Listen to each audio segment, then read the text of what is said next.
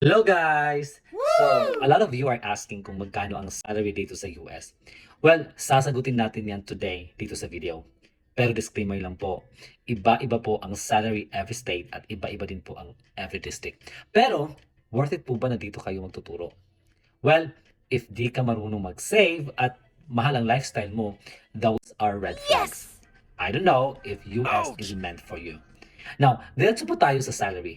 Yung i-share ko sa inyo today, makikita niyo po yung salary namin sa 2023-2024, that's last year, at yung possible increase namin sa 2024-2025 kasi di pa po siya na-approved as of today na ginagawa ko yung video. Share ko lang din po para ma-inspire kayo. Explain ko lang sa inyo kung ano ang magiging annual salary niyo kapag dito kayo sa US based on two things. Una, yung YOE or years of experience. At yung pangalawa is kung ano yung degree nyo. Yung sample years of experience na makikita nyo dito sa screen are 5 and 10 years lang with degree from bachelor's to doctorate. Ito ay based po sa salary schedule ng district namin pero 5 at 10 years lang po ang ipapakita ko para may iisipin naman kayong estimate kung magkano ang annual salary ninyo. So, if yung degree nyo is bachelor's at may 5 years of experience, meron kayong annual salary na $51,509, which is in Philippine peso, it's 2,800,000. Ibig sabihin guys, meron kayong 236,000 per month. If 10 years of experience, same thing, bachelor's degree, yung annual salary ninyo ay 56,700, which is in Philippine peso, that's around 3 million pesos. So that is going to be your annual. Pero sa next school year, 2024-2025, 5 years with bachelor's degree, that's 57,000, which is in Philippine peso, it's 3,100,000. Ang laki ng annual salary. At kapag 10 years ka, you have $62,442, which is in Philippine peso. That's 3,400,000. So, ibig sabihin, sasahod ka every month ng 286,000.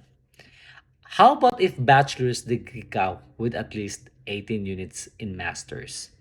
Sa 5 years of experience, meron kang $53,519, which is an annual salary dyan sa Pinas worth 2,900,000 and around 245,000 pesos monthly.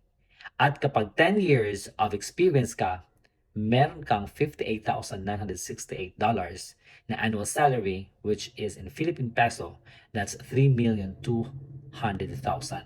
Ibig sabihin, sasahod ka monthly ng 270,000 pesos. Now, this upcoming school year, pag 5 years ka naman, that's 59,200. Ibig sabihin, yung annual mo is 3,200,000 at sasahod ka monthly ng 271,000. Kapag 10 years, that's going to be 64,659. That's around 3,500,000 annually. At monthly salary mo for 12 months is 296,000. Ang laki guys! How about if may masters ka? So pag may masters ka, at meron kang 5 years of experience, yung salary mo is 56,000, which is 3,100,000 annual, and yung monthly mo is 258,000 pesos. Pag 10 years naman, meron kang 62,100 at yung in Philippine peso, that's going to be 3,400,000 a year. And monthly, yung monthly salary mo, it's 284,813. At kapag andito ka sa district namin for 2024-2025, you will have, with 5 years of experience, meron kang $62,000. At pag 10 years, meron kang 67,800. At sasahod ka, sa 10 years guys, sasahod ka ng 310,000 per month. Wow, that is very overwhelming. At kapag masters plus meron kang at least 30 units sa doctorate mo, guys, take note of this. Pag 5 years ka, meron kang annual salary na 60,327, which is in Philippine peso, that's around 3,300,000. Ibig sabihin, sa sahod ka monthly ng 276,000. Kapag 10 years naman, that's going to be $66,000. And in Philippine peso, meron kang 3,600,000 annual salary. At sa sahod ka monthly ng 304,000. And this upcoming school year, pag 5 years, meron kang $66,000 at sa sahod ka ng 3,630,000 annually. Ibig sabihin, monthly mo is 302,000 pesos. At kapag 10 years, $72,000. At yung annual salary mo sa Pinas niyan is 3,900,000. And wow, monthly salary mo guys is 330,000 pesos. How about doctorate? Naku, pag doctorate, grabe. So pag 5 years ka, tapos may doctorate ka, yung annual salary mo is $66,000, which is 3,600,000 in Philippine peso. At yung monthly mo is 303,000.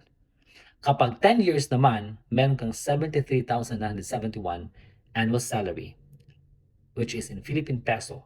That's around 4 million.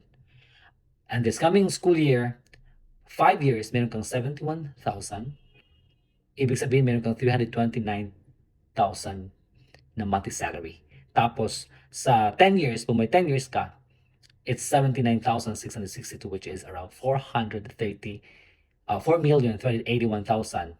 Tapos, ibig sabihin, sa sahod ka monthly ng 265,000. Grabe! Overwhelming yung salary dito, guys. Especially kasi kino-convert natin siya to peso. But then again, kahit gaano ka laki yung salary mo dito, if yung lifestyle mo is masyadong expensive and you don't know how to save, everything's gonna be useless. Dito po ako natuturo sa Berkeley District, and what can I say is very generous si Berkeley, guys. Kasi nga, they always consider increasing teachers' salary. Naghahanap sila ng paraan na mamotivate si teacher, at mahal na mahal nila si teacher dito. Tapos very supportive naman ang mga admin at saka fellow teachers dito. So ano na guys? Just sharing guys kung ano yung mga bagay-bagay na pwede mag-inspire sa inyo para mag-try naman dito sa US. And thank you for watching.